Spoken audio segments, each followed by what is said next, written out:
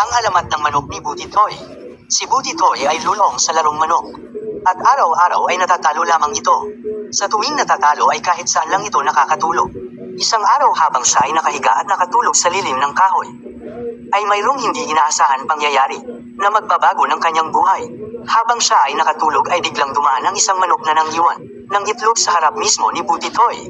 Siya ay namangha sa kanyang nakita at inakala niya itong isang hulog ng langit. Ito na ba kaya ang magpapabago ng buhay ni Butitoy? Hahaon na ba siya sa kahirapan dahil sa itlog na ito? Ilang araw na siyang tulala, hindi makakain at hindi makatulog dahil sa itlog na ito. Isang araw ay dumating na nga ang pinakahihintay ni Butitoy. Lumabas ang sisiw at nagresulta sa sobrang saya ni Butitoy.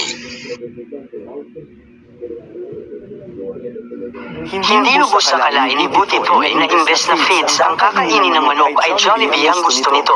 Pagkalipas ng ilang buwan ay lumaki na nga ang manok at sinalang na ito ni Butitoy sa training. Akalain mo naman na sa sobrang lakas ng manok ay pati 2x2 ay kaya nitong putulin. Mga dumbbell na may bigat na 10 kilos ay kaya nitong buhatin. Lahat ng manok sa kanilang kapitbahay ay takot sa manok ni Butitoy. Ngunit ang nakakapagtaka ay matapang lang ito kung nasa kamay ni Butitoy. Hanggang sa dumating sa punto na isinalang na ito ni Butitoy. Siya ay sobrang excited sa laban na ito. Ang mga kalaban ng kanyang manok ay silap na ni Butitoy. Hanggang sa